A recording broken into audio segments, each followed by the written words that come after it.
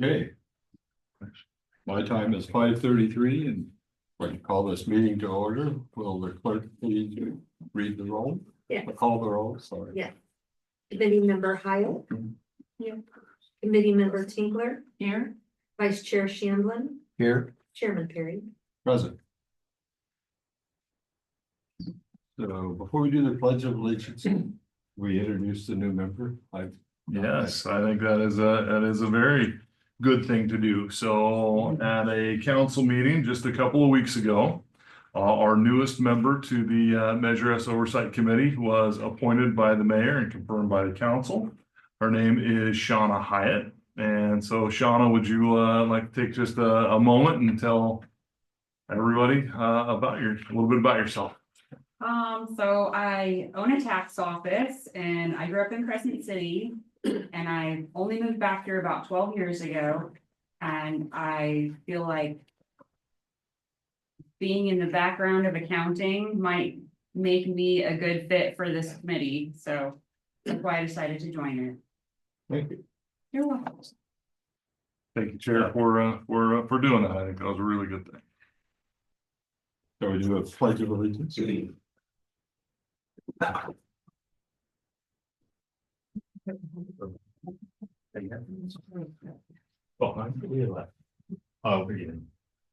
pledge allegiance to the flag of the United States of America and to the republic for which it stands, one nation under God, indivisible, with liberty and justice for all.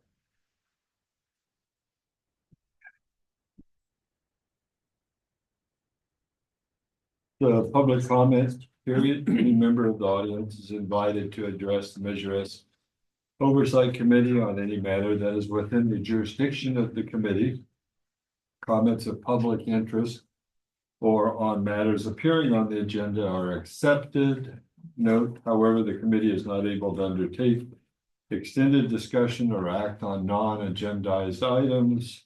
All comments shall be directed toward the entire committee. Any comments that are not at the microphone are out of order and will not be a part of the public record. After receiving recognition from the chair, please state your name and city or county residency for the record. Public comment is limited to 3 minutes. The public is additionally allotted 3 minutes each in which to speak on any item on the agenda prior to action taken by the commission. Do we have any public comment?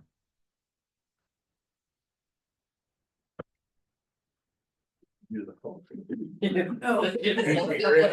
public comment here. Any hands raised? So we're not live on Zoom. We are having some technical difficulties, and so this is being recorded and will be posted to our website after the fact. Okay, thank you. Hearing none. The consent calendar has no items on it, so let's move on to new business. And consider some amendments to the fiscal year 25 Measure S budget recommendations to the city council. Excellent. Thank you, Chair, members of the Measure S Committee. So let me share my screen and we can kind of walk you through what's before us tonight. There are some important things to discuss with some changes to or some opportunities with some grants that we have. We have the pool project that's coming up, which is set to kick off in about a little bit over a month. And then we also have some updates on our PD remodel project, as well as the various street projects that we have going on. So with that, I will share my screen real quick. All right, so Measure S Oversight Committee, for those that aren't aware, Measure S has really 4 areas of essential services that it provides funding for our community. And that's fire, police, streets, and pool. So with that, tonight we have basically 2 agenda items. We have the consider some budget amendments, as we've talked about, and then just get some updates on things that are in the budget and where we're at on those. And so we'll start off by looking at some of those budget amendments. Those budget amendments include Crescent City Fire and Rescue Wildland Turnout Grant, as well as our pool project and the police department improvements itself. We'll move on to our capital updates, and we have some capital purchases with the fire department with SCBA's. We have a lot of street projects going on, and then we have an update on where we're at with our next new patrol vehicle with the police department. And then at the end, under city manager reports, we will talk about the commissioner terms that we currently have, as well as the ones that are expected or will be ending here at the end of December, and we'll open up that application period. All right, so as always, the tool that we have used in the past and we need to keep going back to, or I'd like to keep pointing us back to, is our 5-year financial plan. And so this plan goes over the overall current balance of Measure S funds, as well as looks at our current budget. And then we can look into the future as well to see where we're going to be at the end of our next 5 years. So with that, I will. Could you make that a little bigger? I will. So let me pop out of it, and actually, so that's on. Let's see here. I probably need to stop my share actually. Sorry. So we stop my share. So let me pop over to actual document. Hey. So that was just a little sneak preview there of the Measure S, but this is the real thing. And so this is our 5-year plan. In blue, you have the revenues throughout the years. Let me zoom in a little bit and see if I can get that a little bit better. A little bit better. Okay, so we have they have prior years. So Measure S first started out in 2021. On the years we have, and then we have the unaudited 23-24. So this is not audited yet, but we'll be pretty close. So we have these just the preliminary numbers, and then we should have the actual audited numbers by the end of December or something like that. Yep. So you can see that we were projecting, well, you can't really see here, but we were projecting 2.3 million in revenues. It actually came in slightly above that for this last year. It came in at 2.345, so about 45,000 above on the revenue side of things. And then we'll dive into the various expenditures. But with these updated numbers, and the importance of this is we not only look back in the past, we look at our current year, and then we forecast in the future. So this middle column is this year. So this would be FY 24-25, and everything runs on the fiscal year. So starting July 1st, ending June 30th. And then we have our out years. The revenue projections are basically everything's in today's dollars. So that we don't have to try to guess on what inflation is or what the revenues will be. With that, it's also important to continue to look at that so we can see what exactly is going on as we hit those future years, what expenses are going up, which ones are going to stay stagnant. So as we go down on this overall sheet, you can see that these the totals actually sum up by the various departments. So this is the net cost. So on the fire department, there's an important piece to it, and that is the fact that it has two components. Fire department, Crescent City Fire and Rescue, is funded both by the city and by the fire district. And so when we talk about shared costs for Measure S, there is a revenue component that you see here in blue. Of the last year, the unaudited was the 347,000, and then the total expenditures for the fire department was last year was 920,000. You scroll down to this section of it, this will give you the net cost to the city, the net cost to Measure S, and those expenditures. So of that, for the fire department was 572, police department 463, streets 836,000, pool 545.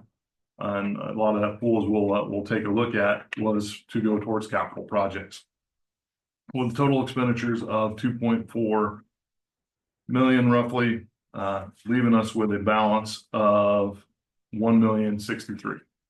And so, that is the important number. It's not only what we're spending in a given year, but also then what our balance is as we move forward. If you project into this year, if we spent every last dollar, we would have approximately 580,000 in our reserve. And then as we continue out, our expenditures slightly exceed our revenue projections. And so at the end of this, with our current balance, we would have a slight positive balance of $7,000 at the end of 5 years. So basically we'd almost spend every last penny. And that's really important when it comes to Measure S. Is transparency has been key for this. And so as we run through this, it might seem pretty granular and it might seem like we're really getting into the nitty gritty, but that's what this is. We try to definitely articulate all these expenditures. And so that is if we're to spend every last dollar. Now we know that that's not necessarily the case. You budget for a certain amount, we spend up to that amount, but we should not go over that amount necessarily, at least for the whole department. So with that, and this is what we do with our city budget as well, we also included a budget to actual variance. Measure S has a lot of purchases, a lot of capital expenditures in it. There's also a lot of personnel costs that we can get fairly close on what those costs would be. So for the city budget, a lot of times we'll assume a 5%, and we might go as high as maybe 10% when it actually comes budget to actual time. For Measure S, we're really trying to hone that in and tighten that variance. So we're assuming a 2.5% budget to actual, so pretty tight. But even with that 7,000 at the end, if we were to spend every last dime, would get to this $321 dollar amount at the end of 5 years. So that would be our balance if we did have this contingency. And then anything to add on? Just that, we review this 5-year plan a couple of times every year. So the 5-year plan itself is not set in stone, it's a projection. So if revenues change or if expenses change, we come back to the committee and we continually update several times a year. Our goal is to spend the Measure S money in the way that the community wants us to spend it. So not to keep a huge balance, year over year, because that's not the point of it. But also not to totally run out. So that's why you'll see this at every meeting, basically, that we just keep updating those projections as we go forward. And tonight's a key meeting where we can update these numbers because the budget to actuals for last year, the 23-24 numbers, we now have a pretty good idea. It's not audited, but it's pretty close. So if we skip over to that. All right. Let's zoom in a little bit on this as well. This one doesn't have the nice colors that the other one did, but the numbers are here. So you can see these are the past year's budget to actual. This is the columns that I want you to focus on for tonight. And this is looking at 23-24 and then that budget variance. So overall, you can see the revenue that we talked about. We were projecting our budget was 2.3. It actually came in at 2.345. So we had a variance of 45,000. Looking at the various departments, start with fire. You can see that the stipends came in slightly under budget, so that we thought as we were dialing it in it'd be somewhere in the 36,000 range. Actually came in at 26,000. That's just going to vary depending on the volunteers that we have, who's signing up for sleeper station shifts, who's and just what their lives are. They're volunteers, so this number is going to ebb and flow quite a bit. The full-time captain positions. This one's more, we can get this a little bit closer. We know basically what they're at, what their step increases would be for that particular year. So you can see it just came in slightly under budget. The big number here that we talked about previously when we actually adopted this year's budget was for the SCBAs. SCBAs is self-contained breathing apparatus. That's the air packs that the firemen wear. And this was a key discussion last year as we were moving through. Our SCBA units, as Fire Chief Carey articulated, they're reaching the end of their useful life. Many of them have reached the end of their useful life, and so it's very important that we replace those on a pretty fast pace so that we can stay within OSHA compliance and give our volunteer firefighters the equipment that they need.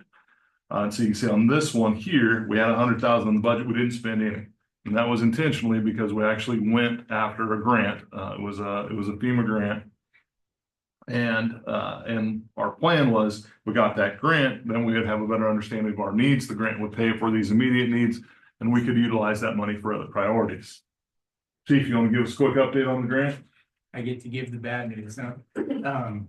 So we did not get the FEMA grant this year. We were not selected. We just found out in the last week or so officially, but that's okay because with Measure S, it's been a huge blessing. So we do have a plan along with the benefit assessment money, and we rolled that money over. So now we're going to be able to double that purchase power and hopefully accomplish a 5-year goal for spending. And hopefully, I'm hoping 3 years. So we're going to save money by doing this, even though we didn't get the grant.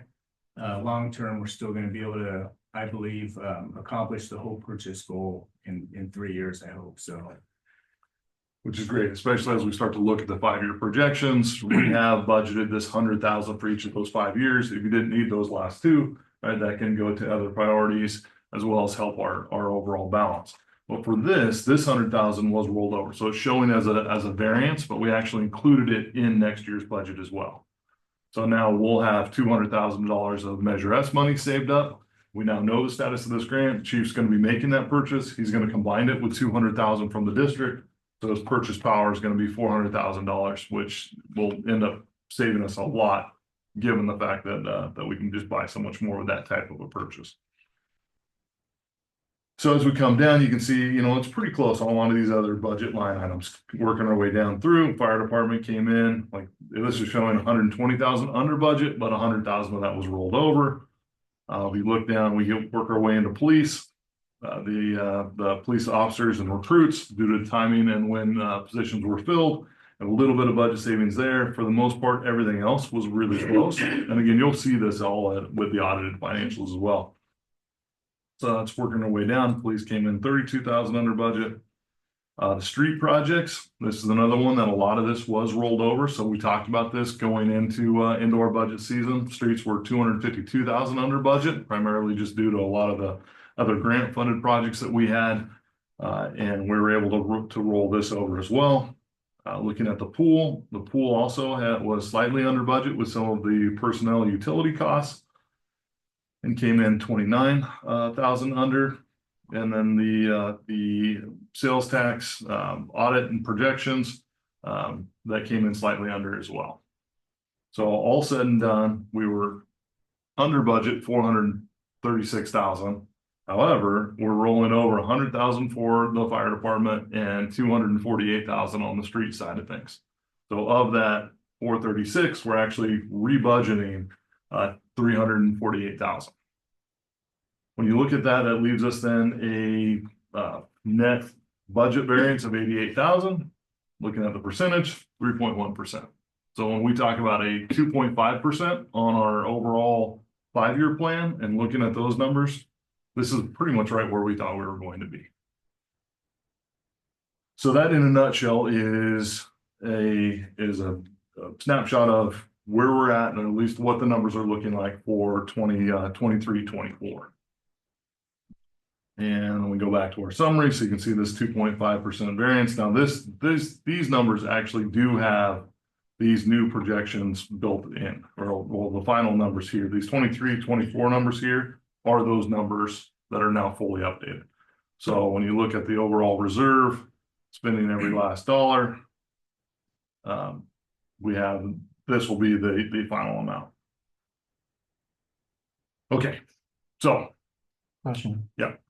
Down at the bottom there, you said, what, 88,000 was your underrun? Mm-hmm. I thought at the very top, when we first started here, you had a $45,000 underrun. Did I miss something? Sorry, Nope. the 45,000 was actually additional revenue. And then we also came in under on expenses. So revenue was 45,000 high. Expenses were 88,000 low. All right. Yeah, so more revenue and a little bit less on the expense side. So there'll be more funding to meet some of our other priorities, which we just so happen to have some of those priority discussions for you tonight. Doesn't take long to identify more priorities when it comes to these essential services for our community. The first one I'd like to talk about, unless there's any other questions, just on a macro. Yes, Chair Perry. What was the biggest change in the revenue? It was versus just the tax revenue. I mean, we get tax receipts from the state every month, so there's 12 payments, and just little by little they were over. That's fine. Thank you. Okay, so we'll jump into the fire budget. And we have an opportunity. So when you look at this, so that was the budget to actual. We have our summary sheet. These are the other worksheets that go into this overall 5-year financial plan. And Ms. Lever did an excellent job developing this years ago and has continued to refine it, but it definitely is our guiding document when we talk about Measure S on the financial side. what Chief Carey was talking about a little bit earlier. Let's see if I can zoom in on now. So this is the SCBA's for the city. This is us rolling over that 100,000. So now we have 200,000 in this year's budget. And then in these out years here, you see 100,000 per each year. If we were actually to purchase all of our needs in 3 years instead of 5, we would be able to eliminate some of these expenditures. And then if you go back to the summary sheet, now instead of being pretty much negative here or basically only having 7,000, now you can see we'd have 200,000. So that's kind of how this spreadsheet works and some of the impacts of even these out year decisions, which we'll get into here in Question a little bit. Yeah. on the SCBA. How many do you need for the city? Yeah, So, we only purchase SCBA's per seat for apparatus we have, and then we need some spares for each side. And then there's some rapid intervention team stuff that we have to have on the side, but we're probably looking at just under 30 on each side. So, and they're 15,000 sticks in my mind. Is that what they are? Have they gone up? so no, they haven't gone up, and part of that purchase power we talked about, we're hoping to get those at around 8,000 each, just by saving that money and doubling how much we're gonna buy for each. It's really making a huge difference. So how many are you targeting to purchase if all these changes are made? Just on the city side. Yeah. Will probably be 27 or 28. This year? This year, we won't be able to get more than 18 or 20 probably for the city side. But that's a big It's Big huge. step forward. It's huge, yeah. okay. And then you'll outline with those, your frontline engines, is that your plan to, Yeah. So the frontline engines will get equipped with it first, because we don't want to have two different brands and styles and ways of operating on equipment for first out.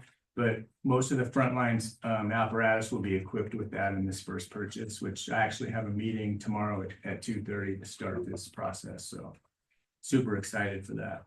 because the other piece of this is going from more of an older style, low pressure somewhat, right, to a high pressure bottle. Yeah, I mean, the whole system's completely different now. We're 12 to 16 years out of compliance on the SCBA's we have. We've made them work. They get operationally tested by a third-party vendor every year, but we've just now started to take SCBA's off of the rigs just to take parts. We've run out of spares to part out. Now we're taking them off rigs to basically part out, and we can't put them in service anymore, so. So if this all goes forward and the council approves it, how quick can you start getting your? We should be looking at March, April at the latest to start rolling these onto the floor. Yeah. Thank you. And these new bottles too, they're not only lighter for the firemen, correct? Oh, But yeah. they also last twice as long. Yeah, so we have low pressure systems that are 30-minute. If you're in robot shape, you usually get 15 minutes if you're lucky under hard working conditions. So the new bottles will be high pressure, lighter, more capacity, and we get their 45-minute capacities. So we'll get more towards the, almost 30-minute range on the bottles itself. And they're all NFPA and OSHA compliant and all that stuff now. So it's pretty awesome. And that's in the budget right now. So the 200 to be staying in.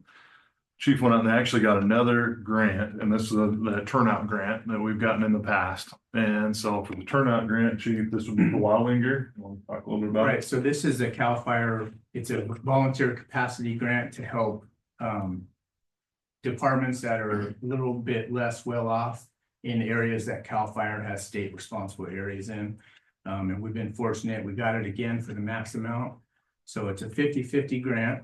So we have to match whatever we end up getting awarded. So the total is 40,000.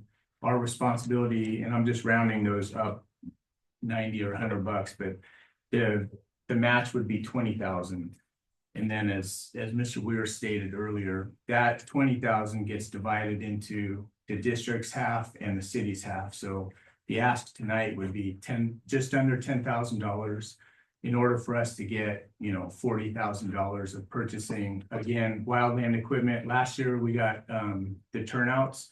It was a huge boost to be able to get, just that extra 6 or 7 sets of turnouts, which we were out of compliance on those as well. But OSHA came out with no equipment PPE under 10 years old, whether it's brand new or not. So that really challenges a small department that's mostly volunteer to be able to keep up with keeping up-to-date equipment. So this year, we'll be hoping to replace with all of your approval and council's approval to get that 40,000 in spending power for wildland gear.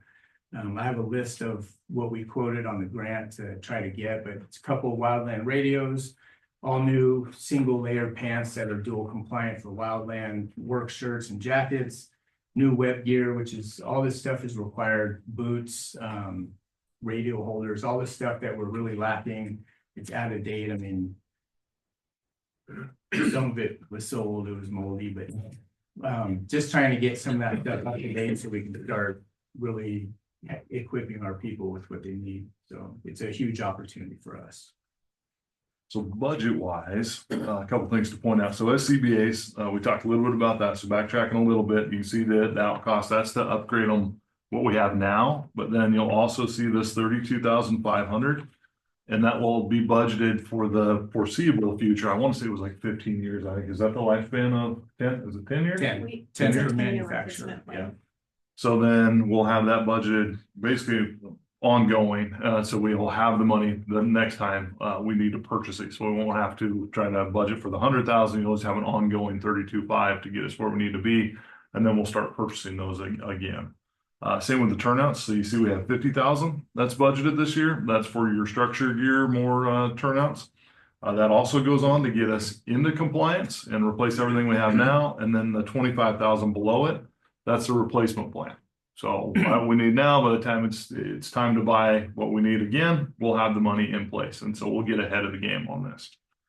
What's before you tonight, though, is because of this grant, is to actually add an additional 20,000 in expense. And that's the grant match that Chief was talking about. And then on this side, the district will also match that with $10,000. So it's a net 10,000 for us. So that would be on the fire side of things. Take a quick glance at the summary. So you see it again, the summary sheet now. The end of 5 years, it would actually be slightly negative, although when you consider the 2.5, it would be positive. 2.5% budget actual. Questions on the fire side of things?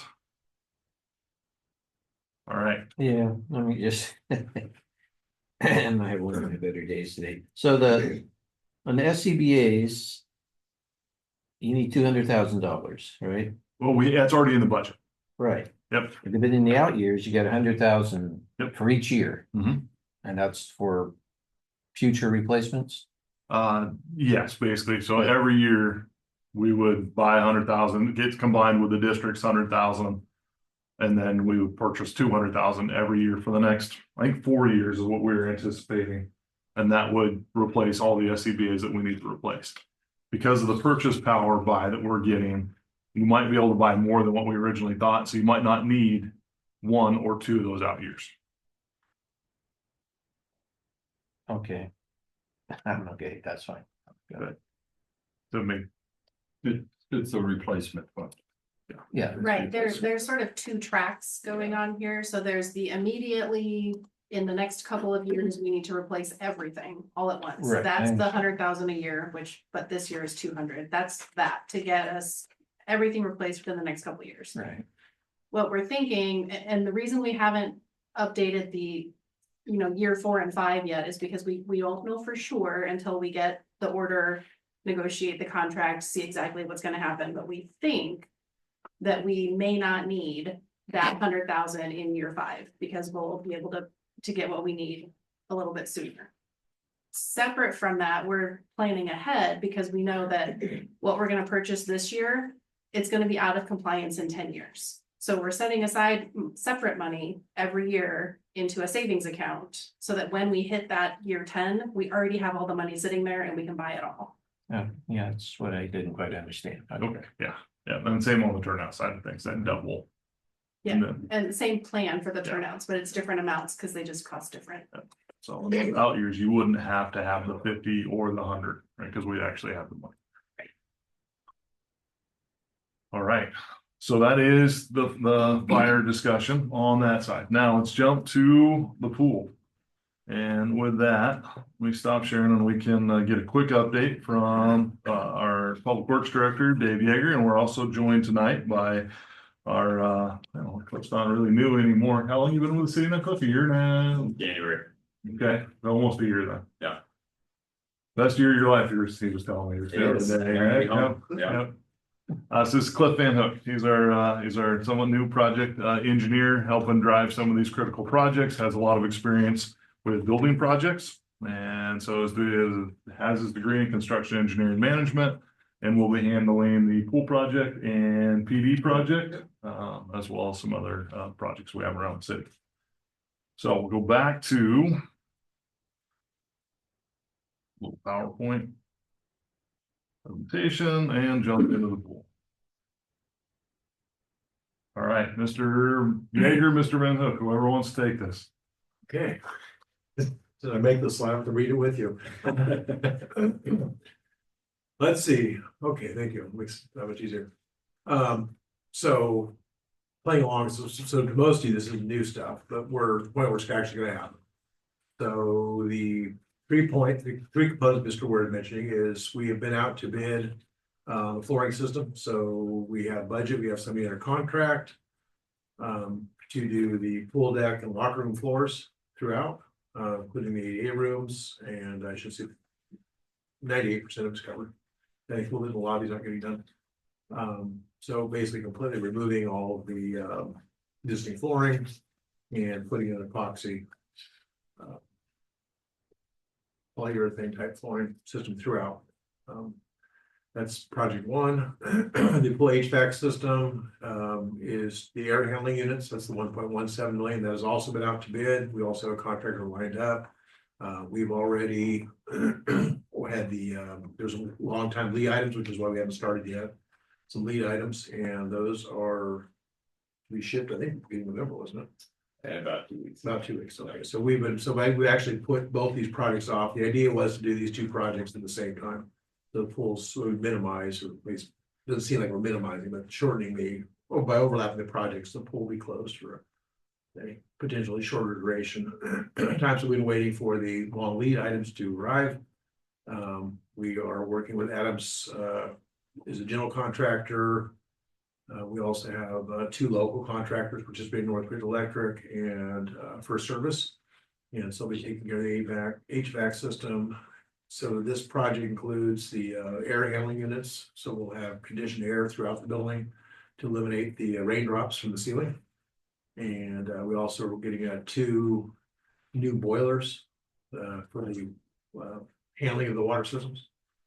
You know, so basically replacing like for like with those, integrating those into the system. And a few other accessory things with that project, new ducting and what have you. And that leads to the third item, since the pool is going to be empty, the pool room will be empty, we'll have a shutdown. So we're looking at a couple items here. One is mentioned on the slide, an HVAC project. This project currently has zero contingency. We are already discussing with the contractors the need for changes, such as the air handling units don't reach. We have, the building's a large building, the air handling units have to be within a certain distance of where the condensers are. So we'll have air handling units outside the buildings, which is a change. We have various changes, something that's complicated, we're gonna obviously undergo changes. And we've talked to the contractor and subcontractor for aware of what some of those changes are gonna be. And then naturally, as the project of this size gets going, we'll have additional changes will come up. So we have lack of contingency in that. Back to the pool being closed. There are some maintenance items that, theoretically should have been handled earlier. We have some issues with the slide. We have issues with some electrical items. I'm not staring at the list, Cliff. If you go to the There next one. we go. Thank you. Yeah, there's kind of two different categories, the maintenance items. The first one's the highest priority, which is either a safety Safety item for its servicing the contractors so that they can get their work done. First one would be removing all the fixtures, so the benches, the handrails, guardrails, stainless steel around the openings, in preparation for the flooring contractor. The next one, there's some, once the flooring contractor's done, we have to reinstall all those trim and fixtures. There's the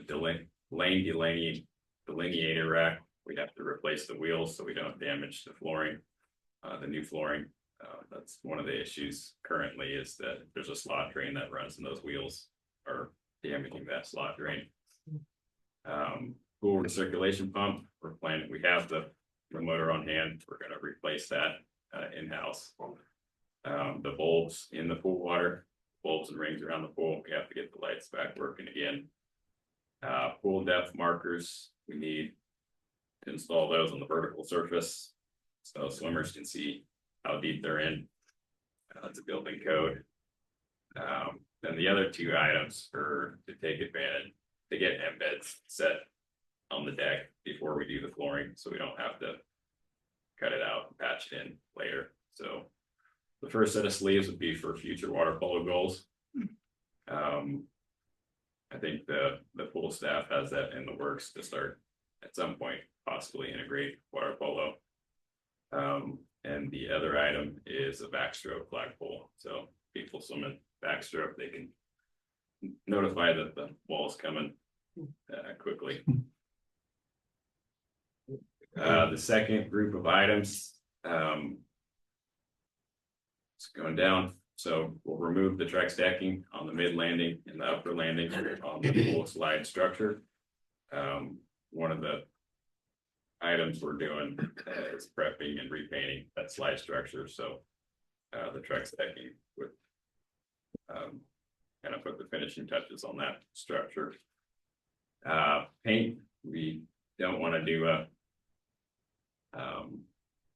big project like this and still have paint peeling on the walls. We'd like to address a lot of the painting throughout the facility. The mural wall, so we are going to have to poke some holes through that large mural painting to get the new air handlers to work. We're fighting some tight manufacturer clearances in the attic, and kind of the only way we can see going about it.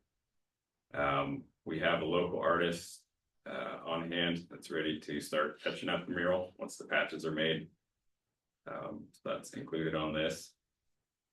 Lighting, there's a handful of lights above the pool that are sharing a neutral with the other lights, so they're not in use currently. So that line item is to go through and rewire some of the circuitry to the main lights above the pool deck. There's a little roof leak above the women's locker room. Once we pinpoint that, we'd like to get that patched. Next item is landscaping planters. Right now they're kind of bare curbs. It looks like they were supposed to be some masonry on it. That's what it looks like to me. So we budgeted in, put some wall veneer and a masonry cap just to kind of spruce up the entrance. The guardrail, there's a guardrail on the bleachers side currently that the pool staff would like to remove, causing some circulation issues. Then there's some construction disposal in there. So that is all the things that, when the pool facility's closed, now is the time to do all these things. You add both those items up, it's about $56,000 approximately. Going back to the contingency piece of it, like Director Yeager was saying, we feel pretty confident with the $15,000 for the flooring piece of it, because there's only so much that they're going to get into. Most of it's right on top. Most of it they know about. The HVAC project is a completely different animal, or they're going to be getting into walls. There could be rot. There could be other things. So it's a $1.2 approximately $1 million project. 10% contingency is sort of the number that was thrown out as a good contingency number. Now, if everything goes great, right, and we don't need any of this, which we already know we're going to need at least some of it, this would come back to Measure S and could be spent on other priorities. So that's the ask total of the Measure S committee for the pool would be this 120 plus this 56, so roughly $176,000 on the pool side of things. All right, so we stop this year. We'll go back to our 5-year plan.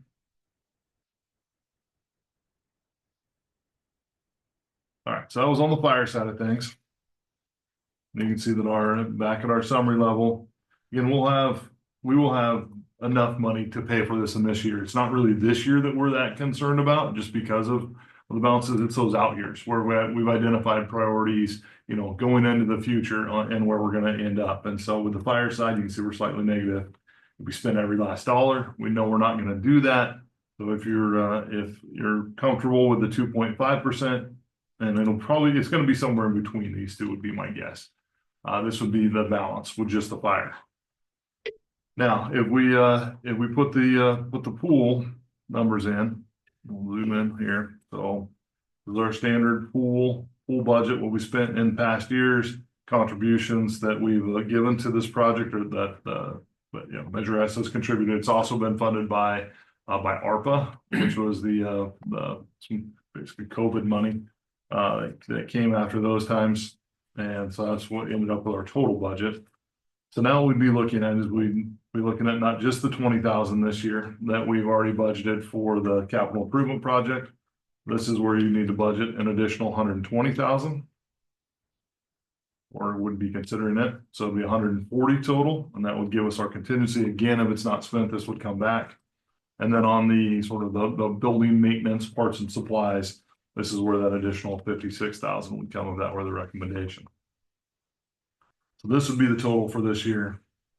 And looking back at this, if we had the 2.5% budget actual savings, you would still have a positive roughly 140,000. We spend every last dime, it would be that negative 178. Again, it's probably going to be in this range. I don't know if we've ever had a year where we didn't have this 2.5%. So my guess would be it'd be somewhere closer to that range. Thoughts, questions, concerns on the pool side of things? Does the pool always spend all of their money that they take in? They have their own budget, I'm sure they probably do, but. So yeah, the pool is definitely a service, almost just like, having the police department, fire department, right? No, and in fact, we did a pool master plan or hired an expert consultant to do a pool master plan back in 2018 to look at programming, to look at, our public pool. What can we be doing better? What are some of the efficiencies maybe that we're just not seeing because we're just too close to it? And they basically came back and said, all public pools, for the most part, and I can't say 100% of them, but they said vast majority have to be subsidized by about 2/3, if I remember right. So, okay. So I mean, we were sort of right on par with that. Expenses continue to go up. With labor costs, minimum wage is a big factor too. It's really affecting our pool. Wasn't that long ago you could hire a lifeguard, and it's always been 75% above minimum wage. Minimum wage 10, 15 years ago, right, was like, I don't know, $5, $6 an hour. Now it's $15.50, I think, right? Is the minimum wage somewhere in that range? I think we're up to 16. And it's an old building. And it's an old building, and so humidity on the outside, yes, humidity on the inside. Yeah, and so you have all those things. So long answer to your question, but yeah, I assumed it wasn't doing very well. yeah. And we have some great partners. Healthcare Districts is a great partner with that, and so they're paying for swimming lessons for anybody that wants them, which is great, but it's not just additional revenue to us, right? We still provide the service, and then hopefully more people are taking advantage of it. They've now upped their senior swim passes, so any senior that's above 64, I think, and income qualified, just self-certification of it, is given a pass up to 70 passes per month, and they're almost all taken almost immediately. And then they also offer free ruck swim. And so that's another free program that is offered to the community. Speaking of the pool closure, so we're going to be closed December, January, February. Record show that Commissioner Reno is now in attendance. So with that, Brookings, Oregon has a pool. Their pool is typically open in the summer. It's an outdoor pool. People enjoy it. The weather's great. It makes a lot of sense to have an outdoor pool in Brookings in the summer. Closed in the winter for obvious reasons. This year, because our pool is going to be closed and a lot of the Brookings, Oregon residents come down to Crescent City to use our pool, especially in the wintertime. And a lot of them continue to use it year round. It's, you know, it's a nice facility. It's a good pool. But without either pool, there's not going to be a place to get your exercise. There's not going to be a place to get your physical rehabilitation done. Swimming lessons would basically have to stop during that time. The swim club would also have to stop. So they approached us, and the South Coast Community Aquatics, Dan Bratton, is now taking over operations for it. And they want to know if we would partner with them. And so the partnership would be that they would pay for all the utilities, including heating an outdoor pool in the middle of winter to 83, 84 degrees, if we would staff it. This was taken to the city council. We ran some preliminary numbers. Lever does a great job with trying to do our best guess on what those would be based on the programming that's going to be offered. And that's an additional 30,000. Now, we're not asking the Measure S committee to fund that. Council did approve that at our last meeting. And so our plan, at least at this point, is that we will have a pool in Brookings that will be available for Delaware County residents as well as Brookings residents. That is the plan. There'll be a morning shift and there'll be an evening. So that's that is the plan for the pool. Okay. I have a question. One, I'd like to have a copy of the maintenance items that are being asked for. One, I'd like to kind of track them and see that they're done and see what they come in at. Secondly, closing the pool is not popular. We all know that. That's one reason why Measure S passed. But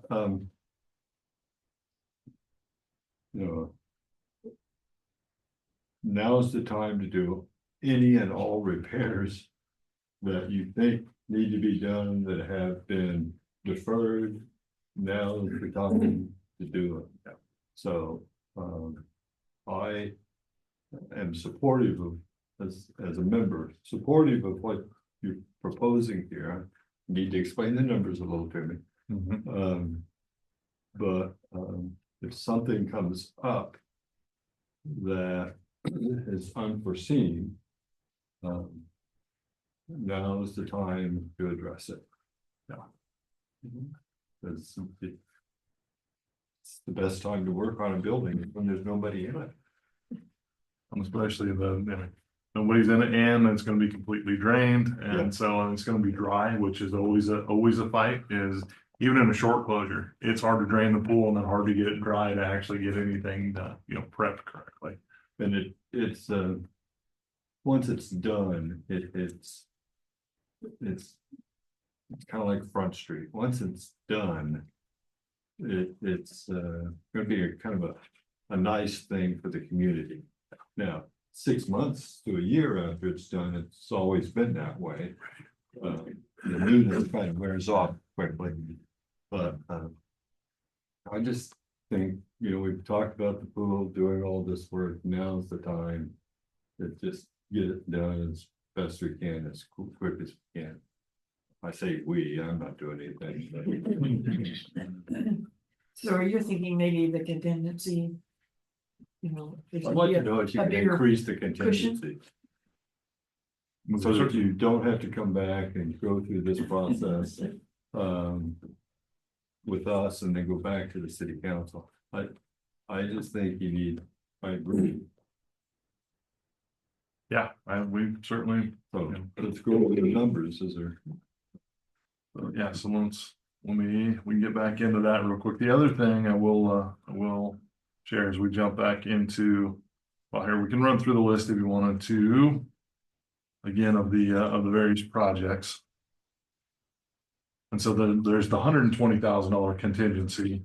And then, Chair, are you thinking that we would just need additional contingency on these basic numbers, or just instead of 10, we should say 15 or 20%, just to make sure that we have enough to be able to address some of the other littler things that we might. Well, I'm more concerned on the deferred maintenance items.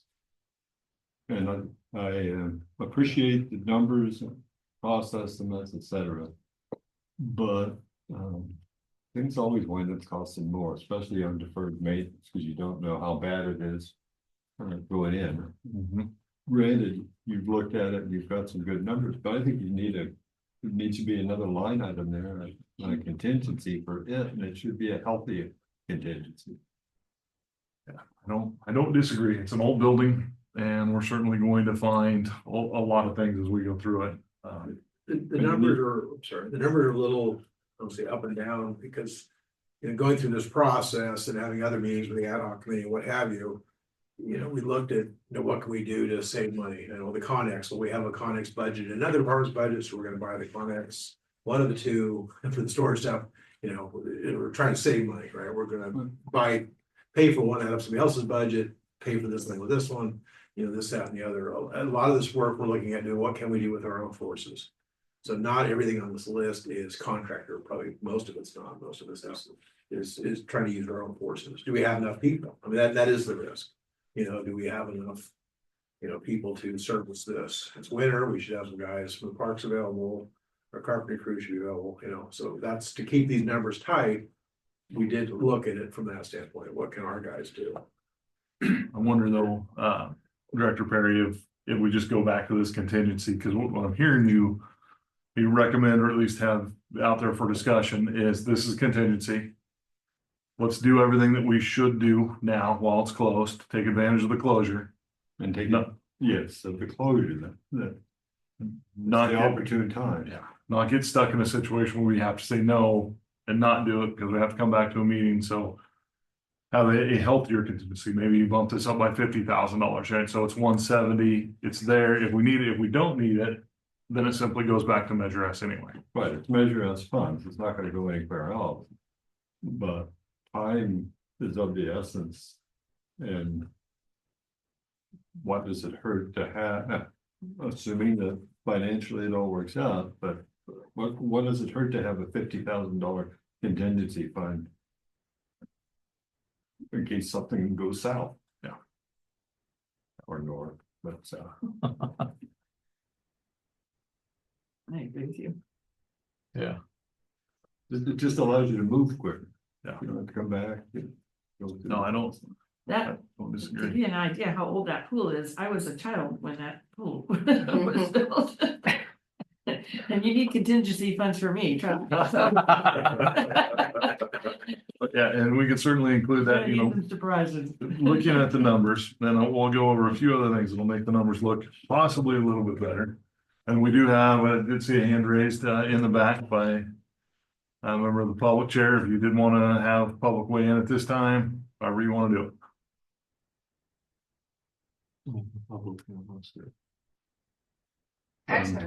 Are you done with your presentation? Not yet. No. Okay. All right, so we can dive back into the numbers. Let's see. All right, so we're looking at Measure S. So you're starting to get down to a point that it doesn't quite look as great as what you would want it to in these out years. Right, and this is without the additional 50,000 in contingency. Let's go and we'll put the 50,000 in.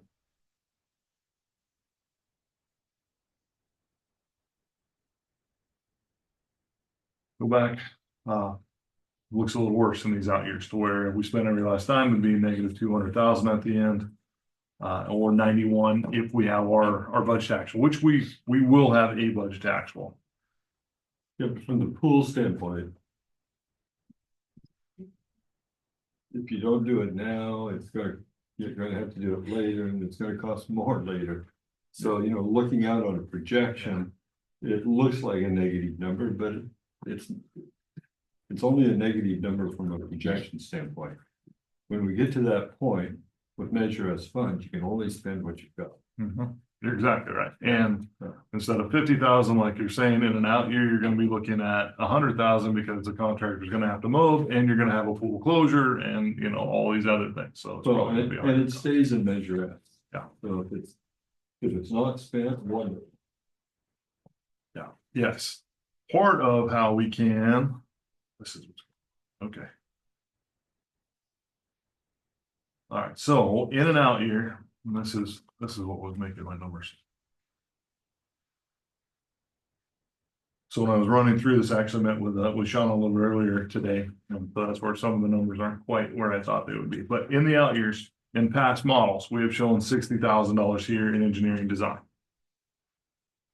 We have SB1 funds that can pay for engineering design. We've typically used those in the past for like Front Street. Those SB1 funds are starting to build up a little bit. And so there's a case right now, or an opportunity to be able to use those funds to complete that work. So what we can do is we can fund that design with the SB1 funds to keep us in a situation where we will stay shovel ready. That's been key for us. We want to make sure we're maintaining that. And with SB1, I think we'll be able to do that. So that would help with the bottom line numbers. And then the other piece of it, if we do have consensus with the idea of funding the pool with an additional contingency, then we can move past that briefly and we can hit our other street project. And we can talk a little bit about what that looks like and some different funding scenarios that we have for that. Okay, all right, so let's jump into streets real quick. All right, so we're already there, already jumped in. So with streets, we typically have had, well, our typical budget is $100,000 for pothole crack repairs, minor sort of maintenance of the streets. You know, going out, not doing a complete overlay, but going and fixing the bad potholes and the ones that really make it unpleasant to drive. Short little projects that we can get done quickly. And we also have $100,000 for pedestrian improvements, sidewalk repairs. That's our typical budget, and $50,000 in striping. This year, what you'll see is we have $348,000. So where that came from, as you remember, when we looked at our budget to actual savings and what we rolled over when we were down in streets. So I switched over to budget to actual, scrolling down the streets. That's that we had some basically funds remaining in that budget. So we didn't spend, we had some variance there. What we rolled over into this year was that $248,000. So our typical $100,000 now is plus the 248. So you're at 348 in the streets. That's that number there. So that's what we have in the budget. So that's a little note, includes 248 from FY24. Our typical $100,000 for sidewalks, what that is, it's $75,000 just to do normal repair, and then we went ahead and split it out in this budget because we have a grant of $225,000 to do sidewalk repair. It requires a match of $25,000. So this $25,000 is still going to go into sidewalk repair. It just combines with a grant, and instead of just the $25,000, now it actually gets us an additional $225,000 because of that. You're not seeing it here in Measure S because it's a grant fund, and so it'll show up in different revenue, but that's what's happening there. The $600,000 that we had budgeted is what our current budget is right now. We have $75,000 that went towards Front Street as a contingency. SB1 funds, which we have a balance of approximately $400,000-ish, can also pay for Front Street. So SB1 could pay for that $75,000, leaving some more money to facilitate some of the other priorities that we've talked about tonight, the fire department grant, the pool project. So in order to do that, because of the $75,000 is already in the capital fund, in order to make that the same amount of money, we would only need to put $525,000 in. That's how it works on the spreadsheet. Standpoint. So we still have the same amount going into capital. If you do those things, and that'll help our overall budget for Measure S, especially in those out years, as we start to look at those numbers. Now, one other piece that I'd like to talk about, so we'll stop sharing this and we'll turn it back over to Director Yeager.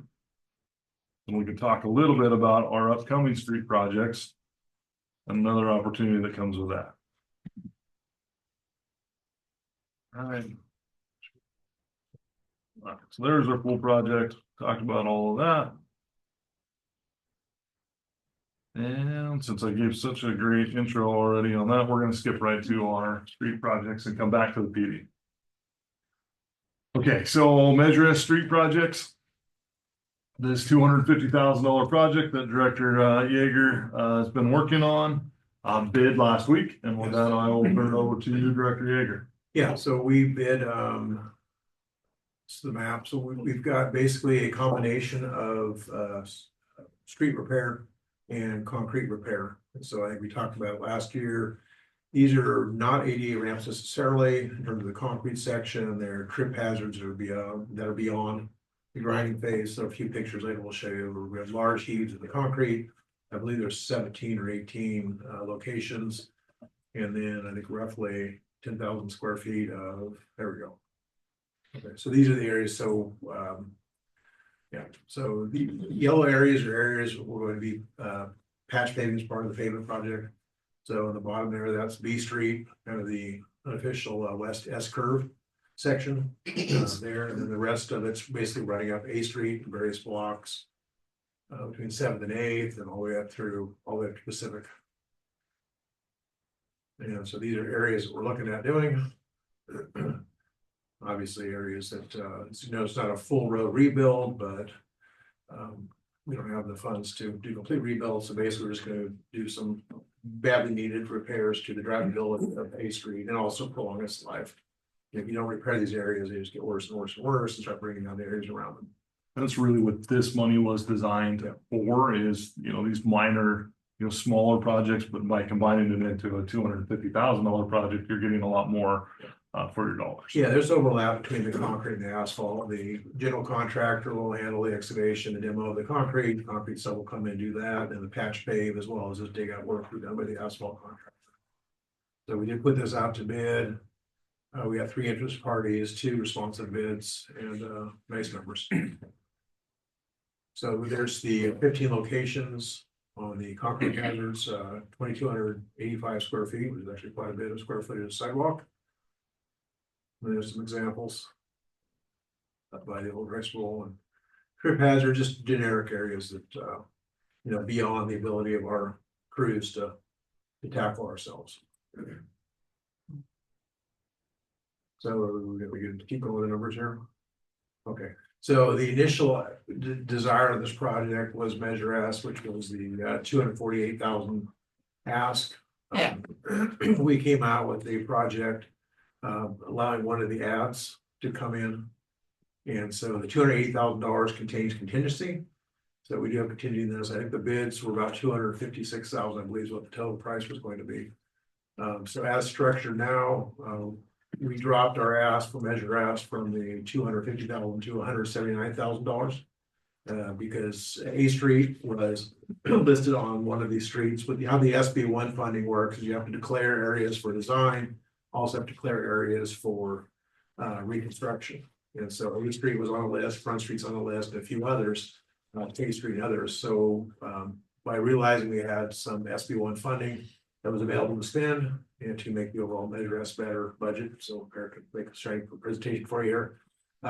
We pulled, so counting the asphalt work and the concrete work on A Street, it wound up being just short of $100,000. So we can pay for that portion of this project with SB1 funding, which reduces the ask for the Measure S funding. So we're essentially creating a nice surplus, but less than ask to get this project. So initially it was budgeted, you know, 248, this came in at 256. We're happy with the numbers.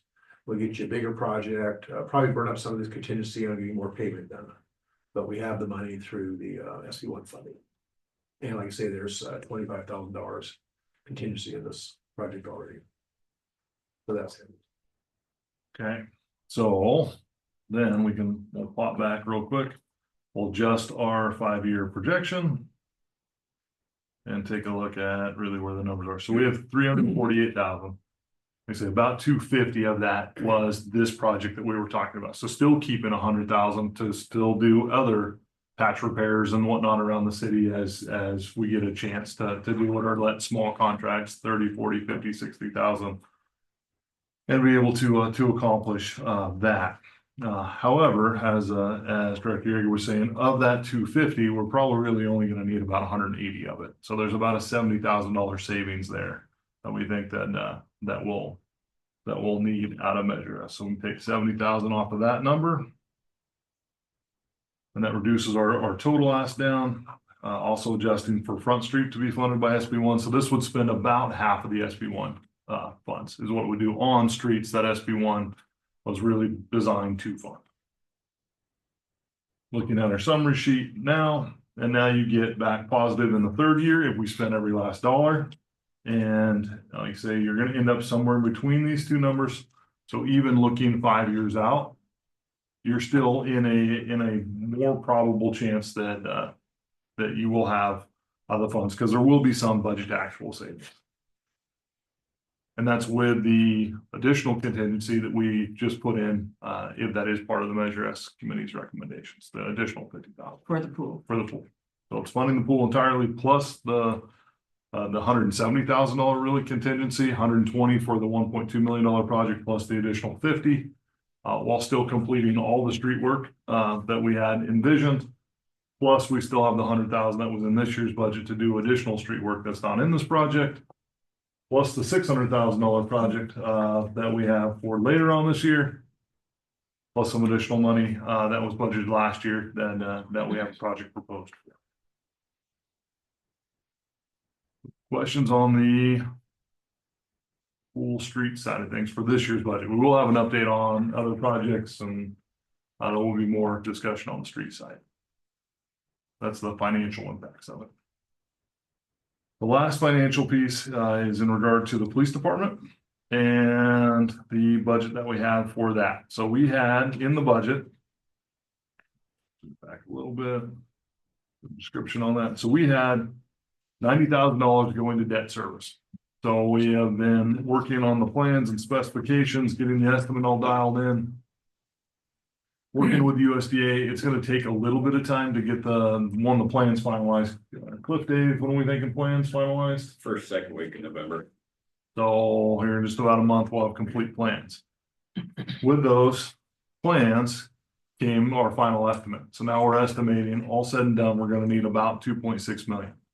We don't want to go under. That includes contingency. 2.6 million is a fairly big ask. But with this number, the actual debt service payment isn't due until construction's complete. So with USDA and that size of loan, they're telling us about 6 months, if I remember correctly. 6 to 9, is that right, Linda? For, To actually get the funding? yeah, so the project wouldn't be ready to actually start for like 8 to 12 months, I think. So that means then there's still gonna be another 6 months probably to actually do it, or a year to actually complete it. And that's when our first debt service payment would actually be due. So what we're asking tonight is to take the debt service payment and actually put it in a capital improvement fund. And then we can get started with some of the preliminary work that we need to do. And I'll turn it over to Cliff and Dave, and they can talk about that. And then we'll talk about some of the out years on the PD and what an actual debt service payment looks like for a $2.6 million project. So, Cliff, I'll turn it back to you and Dave.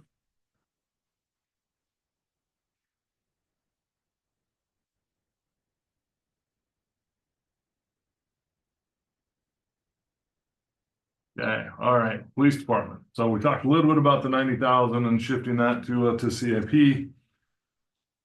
And then being able to utilize these funds now so that so they can continue business and operations while construction's ongoing. You go to the next slide. I think one of the main challenges with this job is the police department needs to be in operation throughout the duration of the project.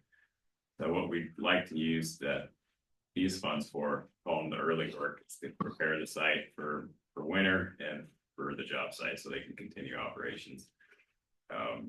First, kind of going down the list, they have an old, starting to get dilapidated trailer in the back where it's used for storage. And so the idea would be to disconnect the power and utilities to that and demo the trailer and replace it with a tough shed. So Go back one. One more, back to the map. Yeah, so the tough shed would be in the back west corner, in green there, so. Would put a 12-inch gravel pad below that, that could be used for their storage during the construction project. Another scope is, there's an existing non-mechanical gate in the west corner. We'd like to electrify that so it operates with a clicker and pours a driveway there. And clear and grub that back lot so they can have an area to park with during the rainy season to store all their EV vehicles. The red lines at the bottom, that'd be temp power to run the gate and temp power to the tough shed for a light dehumidifier. So overall, it's just preparing it for the big project so they can continue operations. Cliff, would you see clear and glove, would you gravel this whole area? Yeah. Yeah. Okay, so it does get all nice gravel pad, so it really enlarges the parking and space that they have. And obviously the trailers have to come out. This is in the middle of the new parking area. Yep. And see the grass area around there. Also, the gate that's up front will also have to be replaced for a period by the gate in the back. So this is basically all work that will need to be done. The reality of it is by piecing it out, we can probably actually do it cheaper than we'll in a bid scenario. Yeah, that's where the gate will come out the back. So we're spending this money as a capital improvement, but it's actually what's going to decrease the price of the overall project. So we're not doing anything that's superfluous. It's all part of the permanent project. We're just getting ahead of ours. We're just getting ahead so that when they do start the work, that they can just jump right in, because this stuff would essentially have to happen anyway, right? So they have to do this stuff before they got to nitty gritty of doing the inside remodel, what have you. So we can take the capital, the debt service money, put it into the project as a capital improvement, perform this work, decrease the overall price. We're not going to change the overall price. In fact, reality, I think, will come down slightly. Yes. If you're pouring a new driveway and you have this new electric gate, well, why is it temporary? Why wouldn't that be a permanent electric lead? You're not gonna dismantle the gate afterwards, right? No, we would just have to re-pull the new wire feed. Oh, You just the electrical is temporary. It'll come from a different source, because right now it's coming off of the existing system where it'll come off the new serial. But the gate itself, we already own the gate opener. Yeah, we have the gate controller. We would just need to fabricate a gate that it can pull. So gate stays, driveway is gonna be designed to when the rest of the sidewalk comes in and all those improvements are made, then it all stays. Yeah, we have enough of a grading plan to, when we lay that gravel, it'll be graded properly. So nothing we place here, other than the wire that's temporarily pulled in the conduit will be removed.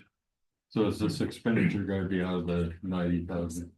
It'll be 90, and then you have in theory, an additional 26,000 that's left over for contingency, or could be added to debt service if the project goes to help us with that as in the future running the numbers. And USDA is a great source, and so we're still full steam ahead trying to work with them. But instead of 90,000 per year for a $2.6 million project, assuming 35-year term, and I want to say around 3.6 or so % interest, maybe 4% interest, something like that. It's still going to be about 140,000 per year. So that will need to come back to the committee. We'll need to plug those numbers in those out years as well. The nice thing is that number will be stagnant, or will be stable for 35 years. So 35 years from now, it won't be that large of a payment, but for these first couple of years, we're gonna have to figure out where it's coming from. We do have some ideas with certain costs that are in there, but as we know more, that'll come back. So on this stuff, is this gonna be put out to bid, or is this gonna be done by city staff? About half of it would be city staff. And like for the demo, I got a bid from Hemmingson for anything that's outside of our wheelhouse. They got a bid from the contractor. So you're thinking like a gravel in the back lot, right? We're gonna have Higgins come in with their drag box and roller and whatnot, and then driveway would be done by probably a concrete specialist. Correct. Yep. And we've talked to Kevin Ditmar regarding the gate. So be probably 3 or 4 subcontractors. Well, we've talked to Northwood Electric regarding electric, so. You know, as small as these are, so you're looking at $64,000, probably farm it out to 4 different individuals. And none of this stuff our staff could do to save us money or? Just, I'm just curiosity, I mean. Not really. We don't have the right kind of machine to demo the trailer. Some of that sounds, we have to have something with the nails. So we have a back or we have ways of crushing it out, but just wouldn't be efficient for us to do. Gate isn't our thing, concrete of this size is really beyond our staff. And we hope to remedy it soon. We're also pretty short staffed and we may also be doing a full project. Gotcha. Won't the place that you're graveling, the back lot for parking, won't that be necessarily? That's not gonna be a temporary thing. I mean, since we're having a new addition, won't there be? I guess my question is, in short, why are we thinking of just graveling and not paving those? It will, yeah, the idea is to grade this to the future grade, so we're not gonna waste the gravel. In terms of paving, there'll be a lot of construction going on. You'll have heavy forklifts in there, machinery, scuffing it up, this, that, and the other. So I think it just, you don't carpet the house till the paint's done. Okay. So I think that'd be the snappy answer. Just come in there, we're done and we'll get it gravel, we'll get it dried, it'll be shaped to drain to the drains. But the gravel won't be a, hopefully, It is not a 20-year solution or something. No, the large project is to pave it. No, we're just not doing it now. Just tell the construction. All right, so I think that pretty much completes the items that are within the budget amendment. That's before you tonight. So with that, turn it over to you, Chair, for additional question, public comment, right? Are there any additional questions? Do we have any comments from the audience? I'm speaking as public. My question was about the contingency for the pool. You talked about an additional 50,000. You were gonna put it in the HVAC project? Or are you, I know you mentioned having it be for just extra additional maintenance issues. littler items. So Good I was point. wondering if it goes into the HVAC project, then he can't use it, or can he use it for additional maintenance issues that come up along the way? Or does it need to be put into his? That was my only question. I think it would be contingency, right? Yeah, it's not for the HVAC project. Right, that was my point. It's for the budget for the deferred maintenance issues. And that's where the contingency fund hopefully would be. So that is a good point as that. Let's see. I probably did not put it on the right place in that spreadsheet. Probably does need to go in the upper line item. And so when the committee looks towards that resolution, that would be, and I don't have one, I bet you I do one more. So you're gonna have to change the resolution of them. Yeah, when we drop down to that. Let's see. So that contingency fund would be for these deferred maintenance issues, and the dollar amount would be approved by the Measure S committee, I would assume, which is a dangerous thing to do, but whenever the budget is submitted to the city council, it would also show up as a line item there. So that it would be a quick, after that's all adopted and they're out to bid now and during the construction, it would be a much quicker process to make necessary changes as the project goes along. But it's only related to the HVAC project from the standpoint that the HVAC project is closing the pool. Yeah, the HVAC project in the pool, for the pool. Yeah, I would assume whatever the final value for the HVAC / floor project would be, those would be assets, and we have improvements to the building, and so we can adjust. If it's in the maintenance money, we can. No. No, I so. Yeah, But I think we'll have 120 in the HVAC project, and then hopefully this will give us the ability to still do some of these other little things while still keeping the 120 in the HVAC. We need to shift some money around. We You can. got a contingency fund for the other two projects. yes. I believe, and the Yeah. committee has discussed and agreed to, you need a contingency fund for the deferred maintenance project. Yeah. Which can come from Measure S funds. Yeah. That's why we're here. And so then coming back, so the resolution that's before you, you can see it's laid out here, current budget and the recommended budget by department. The changes that we're talking about, and there are some changes from the original budget that came before Measure S. But this is what was adopted by the council, and I was just a little bit sharper pencil on the volunteer stipends, some of the station staffing. So, anytime you're talking about personnel budgets, it's going to change slightly once you start getting down to actuals. And so there is a slight variation from the Measure S recommendation on some of these to what the council adopted. But this is what council adopted. Nothing changed as far as projects or anything. It's just personnel costs. Changes made tonight, though, if the Measure S committee does want to recommend what's in the packet is an additional $20,000 for the CAL FIRE grant. This would also come with an additional $10,000 in revenue, so net $10,000 on the fire side of things. And that's to gain an additional $20,000 in grant funding. So for $10,000 of Measure S money, we're gonna get $40,000 of turnouts for our fire department. If you look at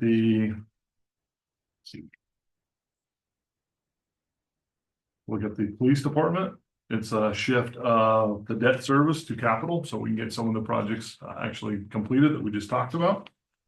It's really the only thing in the police department. Looking down on the street side of things. And this is where we would need an adjustment on the Measure S side as well. So it's not in the resolution that was proposed to you. This would actually be, instead of the 348, we'd be able to fund $70,000 of that with SB1 money. So this would be why don't we just call it 280,000. So it adjusts this 348 to 280. $75,000 of Front Street will also be funded by SB1, so we can adjust this 600,000 to 525.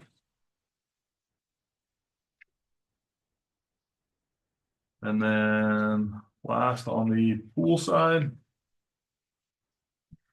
we're adjusting the HVAC project for the additional 120,000 in contingency.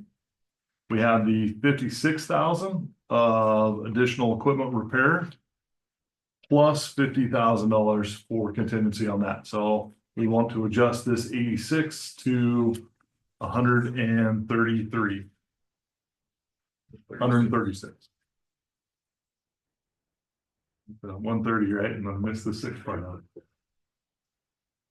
it.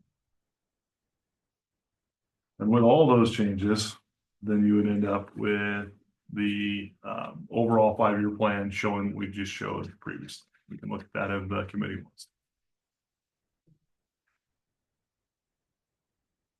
So we adopt the resolution, and it'll be adopt resolution number MS 24 or 2024-04 with the following changes, with the changes of, I gotta go back through, I don't remember off the top of my head. As amended. Yeah, I think it's what you might say. As discussed. As discussed. Can you print that screen? If you want the That's great. numbers. So the We've got a changes up Sharpie. there's this one, changes to 80, which changes that total. I get that, but I mean. Changing this one to 136, She's been doing changes it that for years. total, there's our new total.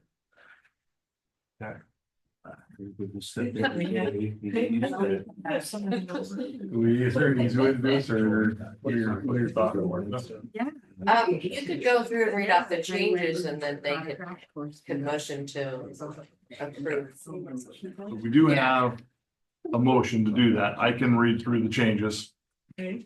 And then, Okay, you're gonna read through the changes and identify for us the changes to exhibit A. yes, The changes to Exhibit A would be. So fire department stays the same as presented. Police department stays the same as presented. Street improvements, we would decrease the pothole crack seal minor repairs. From the 348,374 to 280,000.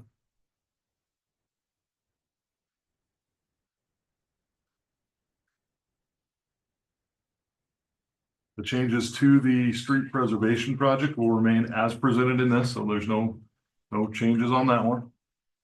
And then what that does, is it decreases the total for the street improvements to 1 million. 1 million even.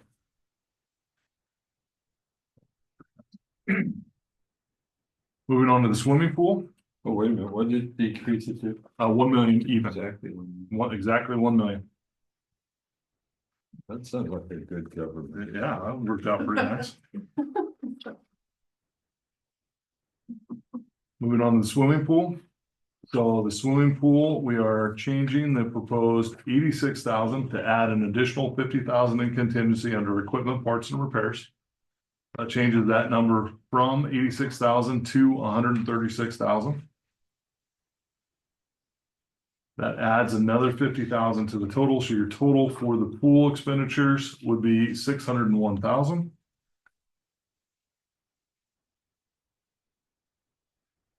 Then the total recommended FY 24-25 Measure S expenditures. For the very last line, instead of $2,969,047, this would be $2,950,673. 6 what? 673. Thank you, Director. So just to make me feel better, do you have what's your top line? You got this 2,950,000, and I know your revenues are around 2.3, and I know you got some rollover. Right, So, we're but starting out with a balance of just over $1 million. So the difference between the 2.3 in revenues and the 2.9 that we're spending, that extra 600,000 will come out of that million that we have left over. So, okay, that's right, that was the million, okay. Mhm. I feel much better.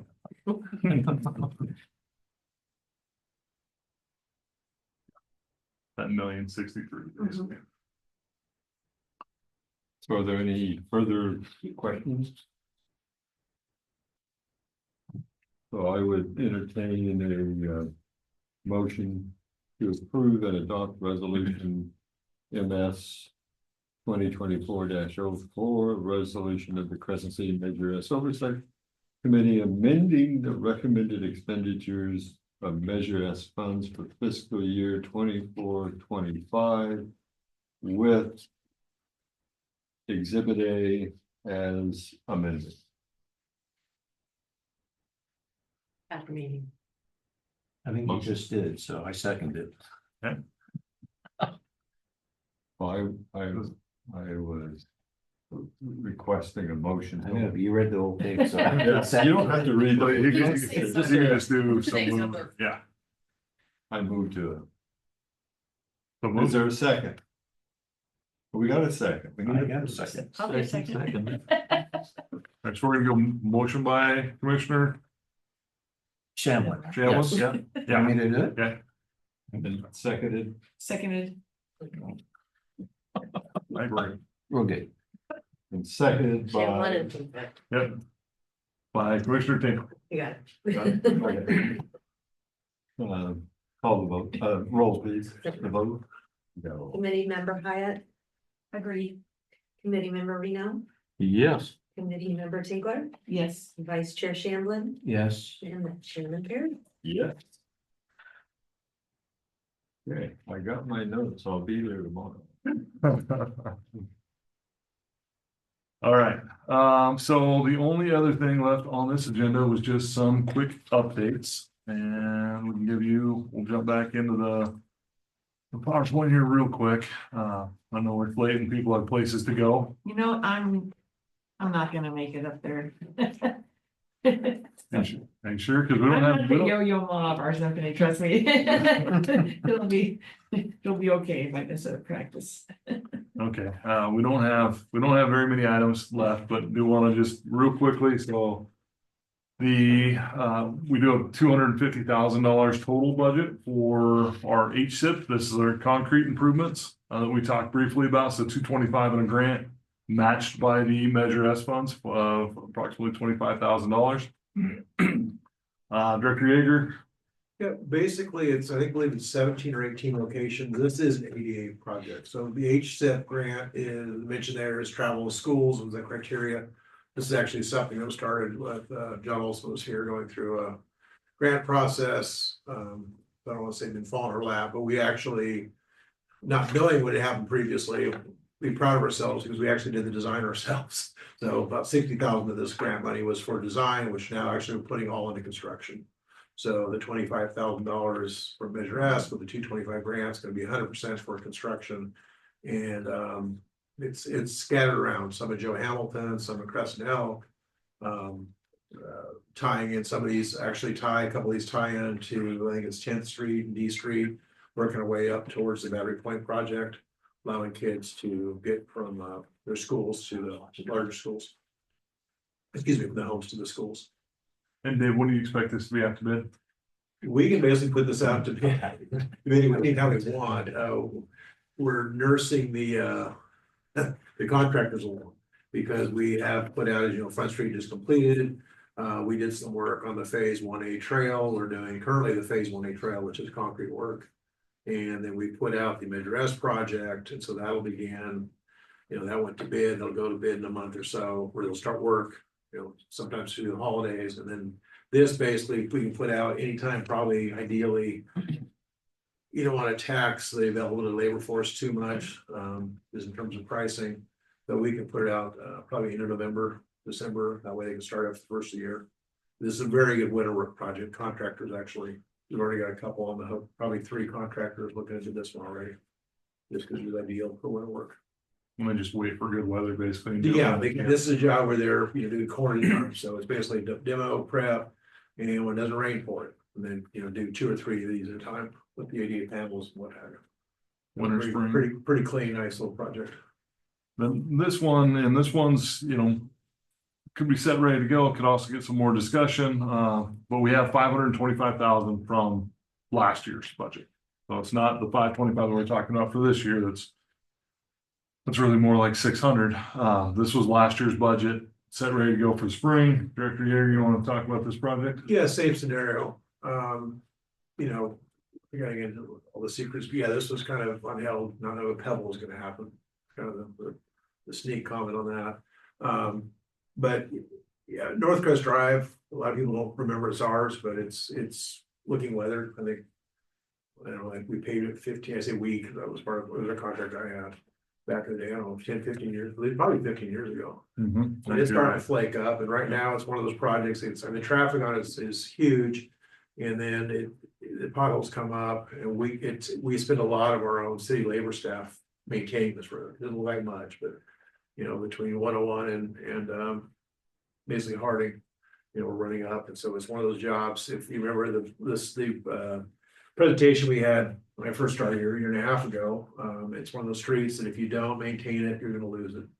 And there's just too much traffic to lose it. It's in very good shape except for where it's not. And so these one of these deals, we'll grind out lanes and do full replacements of the traveled surface. And so we'll wind up with a long lasting, they'll wait another 10, 15 years out of it. But we need to do it soon before it starts, failing. Fails just increase in size. So if we have additional money, we grab some 8th Street. I mean, there's lots and lots of projects, right? That was that $39 million she threw at us when she said we fix all the 6th Street. So we're jumping it off in $500 at a time. But this is certainly something we can put out, same deal, January, February, get it done this spring. It's not a lengthy project, probably all be done in a week. So is that from 101 to Harding, or is it just 101 through Harding? It may not be all that. I think when I did this is not all the driveways. There are sections that aren't affected. I think it's. as far as paving? Yeah, no, we're not paving. We can't for this asphalt tonnage pave all of it. It'll be selective, but it'll be full lanes. Well, I think, my recollection is, heading north, the lanes to the right are bad, then it jumps over and both lanes for the intersection are bad, what have you, that kind of, strategic, we can't pave it all for that budget. Too big a strip, but. Is this another one that it'll be out to bid, so it'll be contracted? Oh, absolutely. And you know, you probably told me this before, but every time we do that, then we're adding the cost, aren't we, motels and travel for these mostly, or There are, in county people? well, I mean, I don't wanna say the Tidewater word too often, but I mean, Tidewater owns the asphalt, they own the plant. And, they have the leg up in terms of being a little better. GR Sunberg or Arcata, would not have to spend the night. This is, it's a paving project, you get the paver site, a lot of the work that was done on Highway 101 was ST Roads out of Reading. They came over there, this is really, this project of this size is, you bring up a grinder, you bring a paver, 2 rollers. And for ST Roads out of Reading, they could bid it, and they'd spend, 3 nights here. Okay. The stripers would come out of town, so it's not a huge portion. The money in this deal is the asphalt, and what you want to make with your equipment. Okay. So. It is certainly beyond our city capacity. Yeah, I just sometimes feel like Delaware County is so remote and things I almost have this fantasy of having a dorm. For our contractors. Keep bringing them in. Yeah, and in the past, I mean, maybe Henry still get back in the game, so. It was nice, 5-6 years ago, when there were 2 asphalt plants, now there's 1. But there are 2 concrete plants, so you take advantage of what you can. So that's this project, and then we have our $600,000, which we're collecting this year, and then that'll be set ready to go next year. So we're sort of have the money ready to go and then spend it that next year. So that'll be our overall goal for our cycle going forward. And to remember also, like Eric had mentioned, Measure S is paying for part of the current section of Front Street. And we're gonna talk about other projects that involve paving for. I mean, we just in terms of what's gonna happen this year, obviously we have funding for next year for completion, the last 2 blocks of Front Street and the first block of K Street. That's being paid for by the state and by our CDBG federals folks. We have another project that's gonna tackle 1.5 blocks on F Street and 5th Street. So those will be let out this spring as well. So, and that includes storm drain and partial paving and also the concrete, so. Storm drain falls into the belly whack of streets in our budget system, so we'll be handling Crescent as well, so. Plenty of road work, so I don't think anybody will be saying we slack this year in terms of getting asphalt and shiny walk surfaces down. Oh, hats off to Director Yeager, you and your team. This is probably the most we've ever done as far as street work. Not probably. There is, yeah, most likely. I'll give you most likely. It's like, most like. So speaking of that Front Street, so they're finished paving, they finished pouring concrete. Yes. Yeah, we're concrete. Hoping next week, I'm not gonna promise next week. This week's obviously basically a rain out. They're trying to get the striper in. That was probably suffered from a little bit last year. It rained and rained and rained, and the stripers are working all over the state.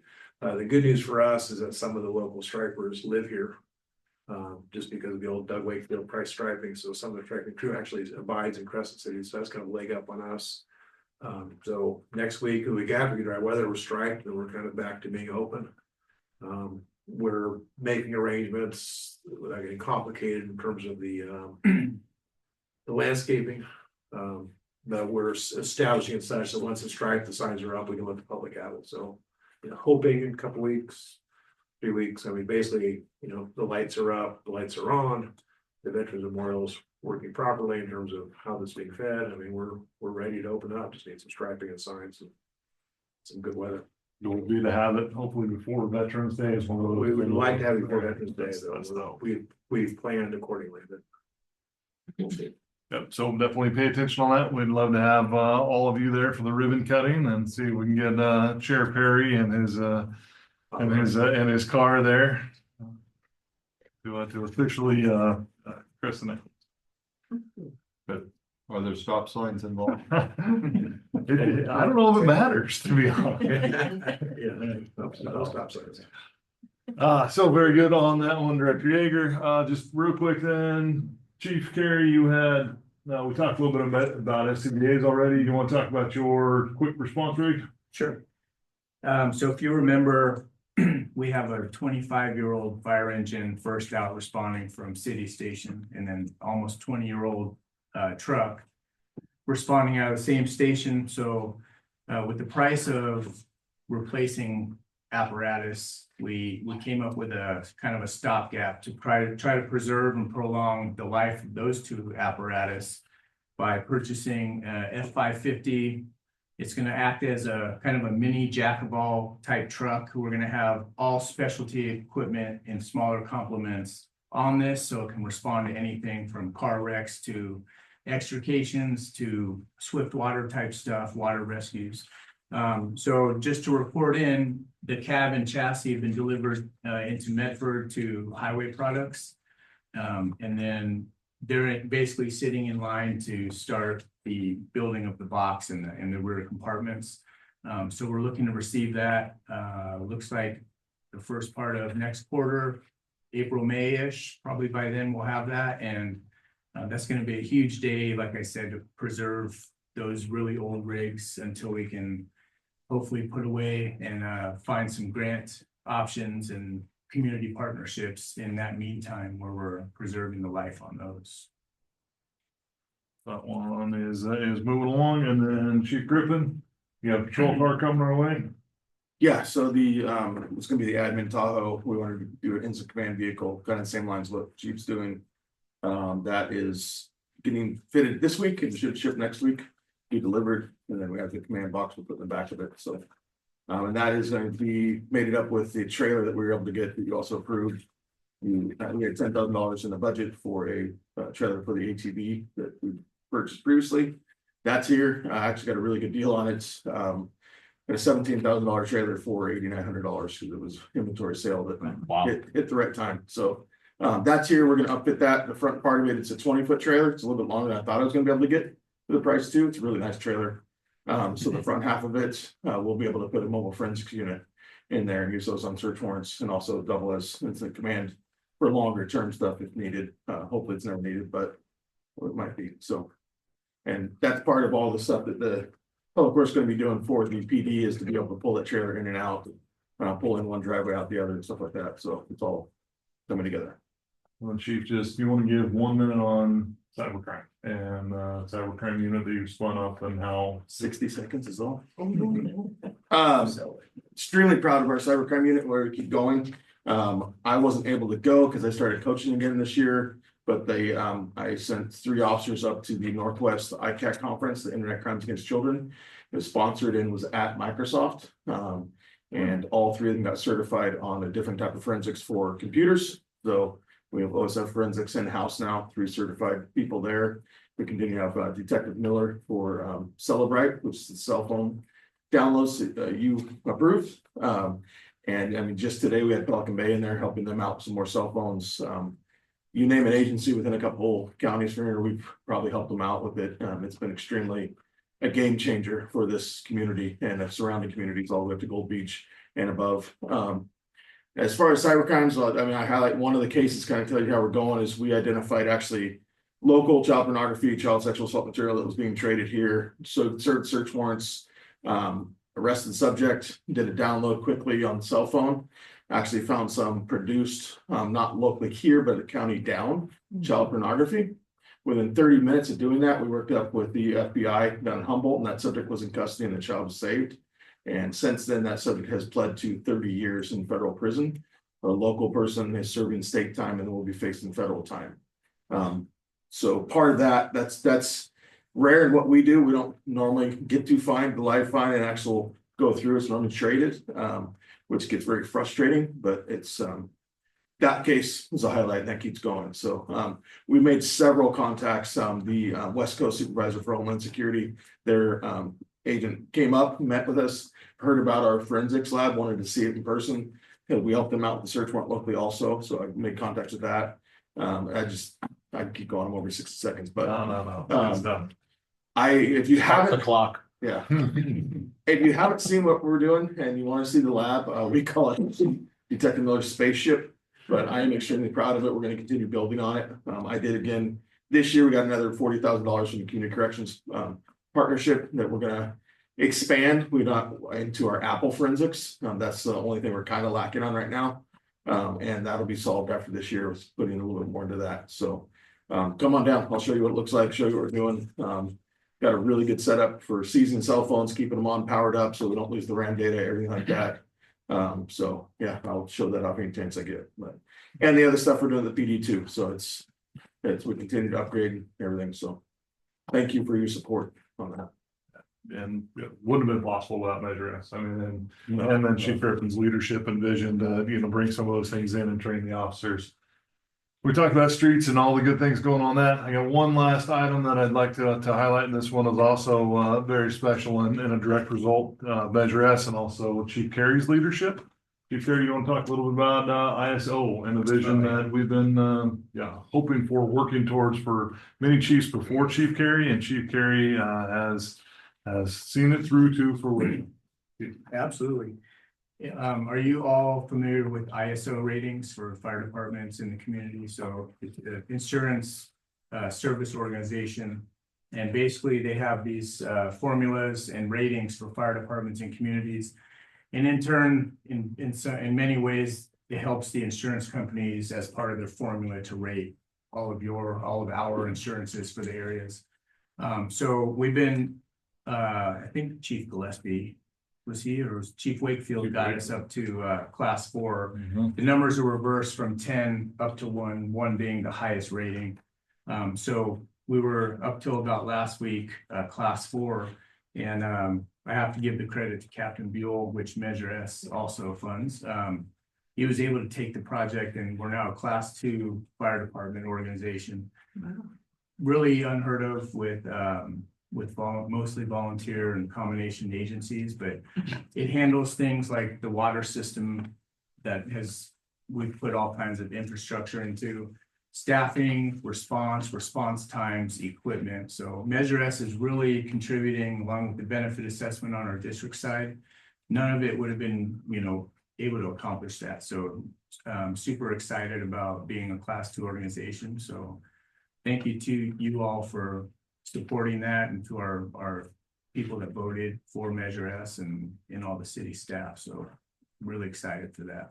It's a huge accomplishment. I mean, something that when I first came to the city, I worked with Chief Wakefield on, and we got to 4. I know it was a big deal to become a 4 back at those times. Then to see, this department become a 2, that is something a lot of paid departments strive for.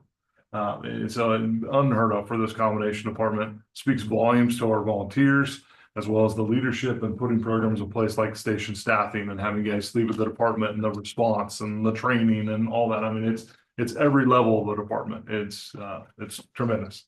I mean, we're ranked right up there. I mean, just because of Chief Carey and stuff like that, just to show you, for those who don't understand, LA County, LA City, San Francisco, Torrance, all these big cities, they're class 1. We're only 1 step behind them. So that's pretty amazing. And training was the missing one I didn't mention, but training, we've revamped our entire training to kind of go along with state training and certifications and qualifications. So Measure S is also helping pay for the training for these captains and volunteers, and it's made a huge difference. So, I mean, we couldn't have even approached it without Measure S. So it really wouldn't hurt at all to get this out to the public. When the initial assessment was being considered for the county area years ago, one of the positions that was taken was that these funds will help stabilize the fire insurance rating for the county area. So you can either pay for it and get some local benefit, or you can pay for it plus more through your fire insurance, your choice.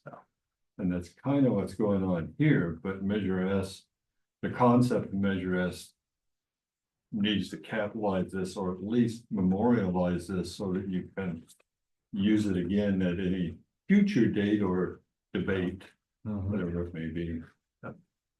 Chief, what you just got the official letter on Friday? we did, yeah. I mean, right now it's tough to get insurance in parts of this county. Yeah. Not in the city. Not parts of the back. And I used to have the people that come and take pictures of your house for the fire, for your insurance. They've been there once a year for the last 3 years. Usually it's like once every 5 years. No, it's insurance is scary right now, and Yeah. especially when you're talking But this fire side of it things. really helps to Yeah. keep your insurance. And it's hard to quantify an absolute number for everyone, because there's so many factors, crime on that particular street. There's so many factors that go into those formulas. But this may actually help a community member not get dropped, or it may make a monetary difference. And when we get all this advertising out for this awesome accomplishment, I would welcome everyone to go to their agencies that they get insurance and see if it does make a difference for them, so. So last thing on the agenda was actually just a quick update on commissioner terms. And so I believe Chair Perry and Commissioner Reno, you guys were just appointed this last year. So you have another year still to go. Commissioner Shamblin and Tinkler. And I believe also Commissioner Hyatt, who was just appointed, and this is the part that I wasn't thinking about until just right now. It's her term ending in December, probably. Well, yeah, you fill the seat, not Right. the individual. Yeah, so good news is we just have your application, so if you're willing to serve again, we'd certainly love to have that again, and we get you reappointed if you are so willing. And Commissioner Shamblin, same with you, so I'd love for you to consider that. Tinkler, or you will be on the council, most likely, right? I mean, there's some formalities that have to go along with it. But there will be an open seat, so then we'll be looking to fill that. So if anybody's watching this video, or you guys know anyone that might be interested, lives in the city limits, love to have a full commission again. I have found these meetings to be really, obviously educational, and so I don't know if I could absorb it all. You might see me here more just because, it goes so quickly, and I just have really, it's really opened my eyes to the workings of this community. And all the good stuff, I think I might have to stop by to these meetings just so I can get a fix of the good news. And so, yeah. And for what it's worth, I totally agree. I really want more of the public to understand all the positive things that are happening in our community. And yeah. Well, the streets are noticeably better. Yeah. I mean, it's just better. Yeah. Or they're striped anyway, I can. And there's a lot too that's coming down the line. It takes a little bit to get it out, but Director Jaeger's doing a great job of that, and then there's a lot more to come. Yeah, one little, and I plug it all, but another wasn't mentioned this, but the city did pay for part of the half the street basically on the Oregon, California battery or Roosevelt project. So if you haven't driven down California off of Washington, it's not in a hurry. But we did use some of the Measure S money to fix those two streets, because basically the Sherman project had to pay for his half of the road as part of the improvements for. So it's eventually it'll be the block of California, the block of Hoover, not Harding, Hoover, and then Oregon Street. Yeah, because right now you're off-roading when you're on that. Yeah, Oregon Street's off-roading, but that is part of that project, but before they get occupied on that third side, they will have to fix Oregon Street. But we did utilize the paver being there, a very impressive number, because they were there. I mean, basically, the grinding that was conform grinding that needed to be done for that project, we're able to utilize it for our project without charging us any money, because we would have had to do it for half the road. So we got a very nice Measure S project, a lot of pavement done on two streets that Alec and intersection. Briefly, what's the status for phase 4 Front Street? So that is being designed right now. We're probably, what do you think, Dave? 75%? Oh, the drawings for Front Street? Yeah. Oh, further than that. Yeah, So- so one more meeting and we'll have it done. So bid in probably January, It's February. gonna tie with the CDBG, or actually not really, we should be able to bid, yeah, probably February, March. I think we're there as far as funding, We're so there. February, March, so. Good news is Front Street will open in just a couple of weeks. Bad news is it'll be closed again in probably May, June. And then that's the last 2 blocks. Something to certainly pay attention to is the other component of that, which is the gateway signage. And so we'll be doing some public outreach on that. We're gonna be working with Redwood Voice, it looks like, and running some articles on it, and we'll set up a couple of videos and trying to really get that out there, because that's gonna be quite the statement as you come in and turn down Front Street and see all this new pavement. Which is not part of the Measure S project. It works for Bandon. I mean, you see the big arch and get you off the road. Yep. It's all right. I would entertain a motion to adjourn. I'll second that. I make a motion to adjourn. There we go. You have a second? I'll say, there we go. There we go. Thank God we shut up like that. You know, All right, very good. Thank you, guys. Still in time to hopefully catch a little bit of the World Series. 4-0 Dodgers. Oh, no. What do you mean? No, no. Oh, that's right. You're a Giants fan. Sorry. Sorry for your loss. Yeah.